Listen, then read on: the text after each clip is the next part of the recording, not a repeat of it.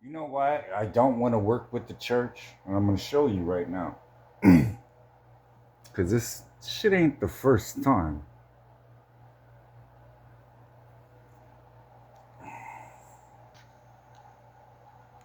Because he's a commodus ass little bitch. That's why.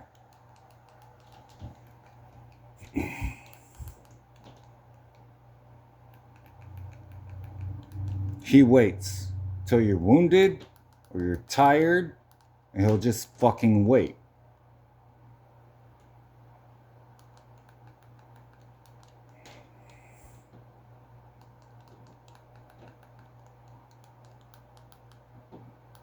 There's not much you can do about it because all of you guys follow him.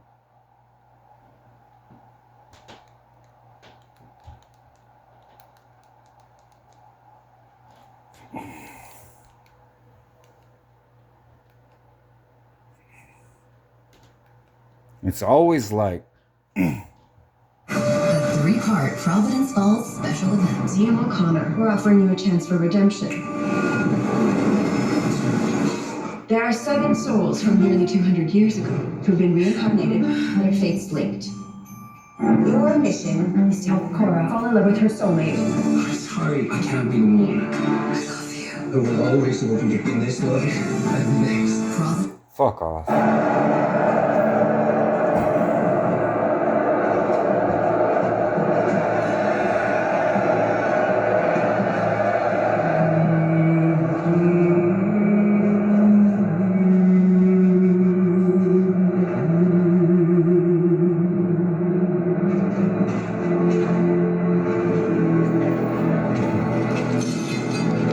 All this dude does is copy me.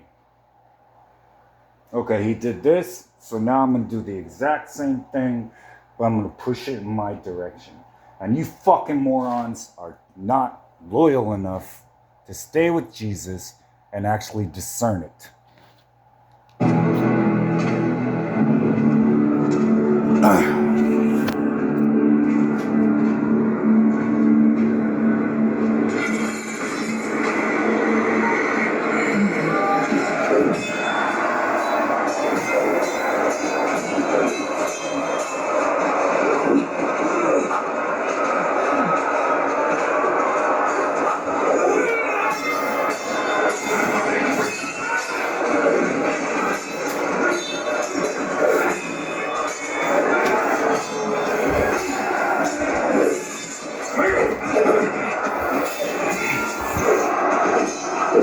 Can't move in the spirit, can't preach, can't do anything.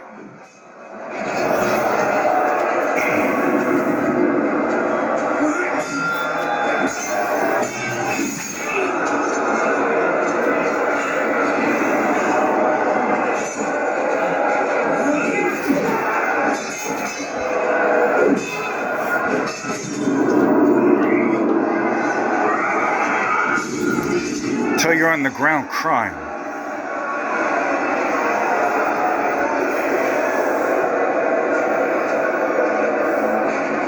You think this wasn't a fight? Princess, sword! Give me your sword! Sword, give me a sword! Sheathe your sword! Sheathe your sword!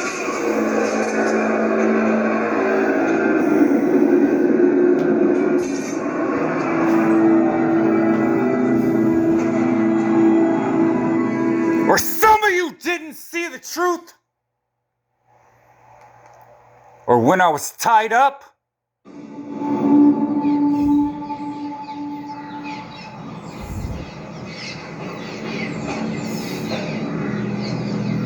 It's done.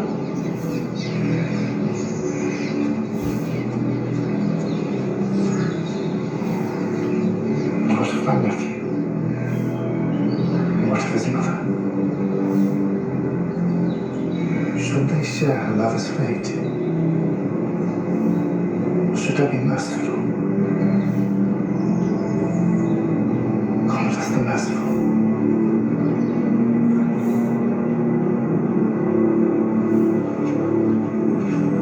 Lucius will stay with me now. Lucius looks at you. No matter that displeases me. You will die. She decides to you know and takes her own life. You will die. And as for you,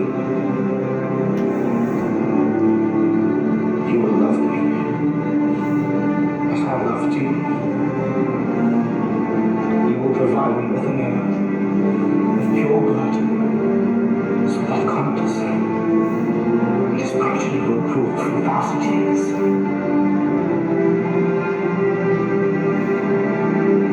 Am I not lustful?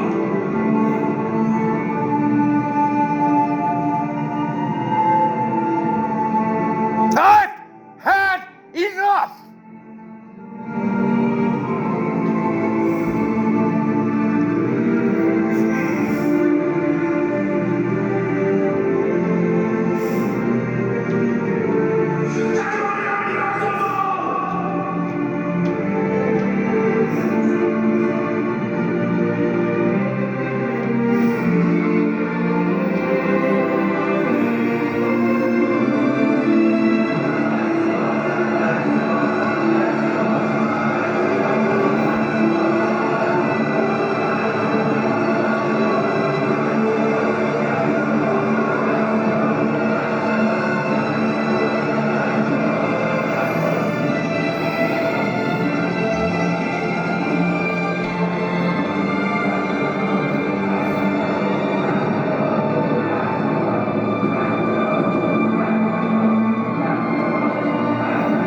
I surrender.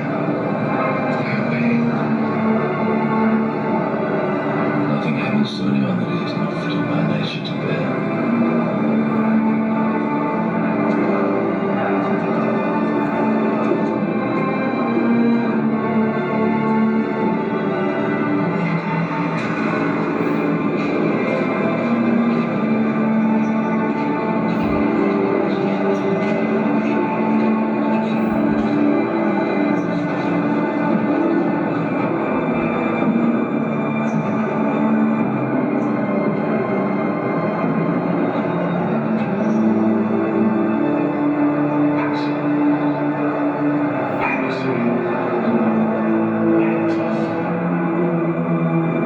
They come for you.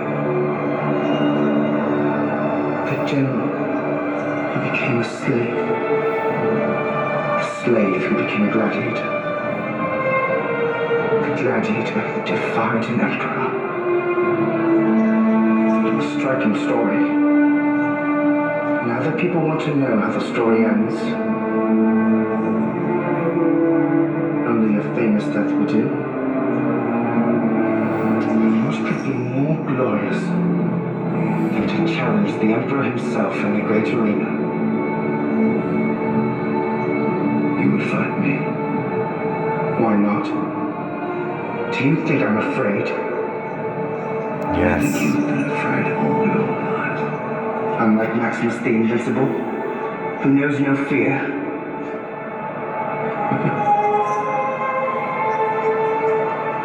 Are you a man who once said death smiles at us all?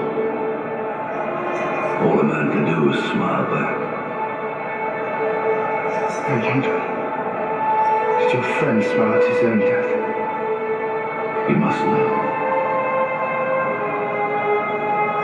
He was your father. You loved my father, I know. And so did I. That makes us brothers, doesn't it? Smile for me now, brother.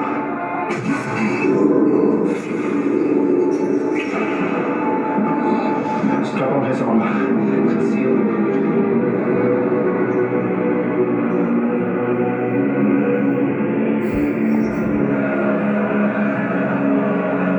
Lord, give me the strength.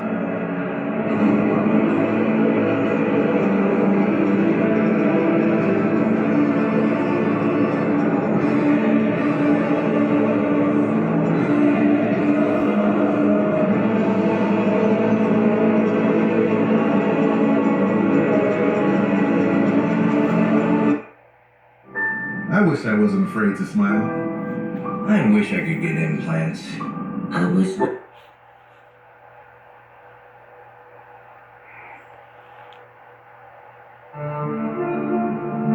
8 years. 8 long years they've been circling you like vultures around what they thought was dying prey. 8 years of their eyes tracking your movements, their whispers following your footsteps, their theories trying to decode your existence. But here's the beautiful tragedy they're about to discover. They've been chasing shadows while you've been becoming the darkness itself. You felt it, didn't you? That constant sensation of being watched, studied, analyzed like you were some kind of specimen in their social experiment. Every move you made got documented in their mental files.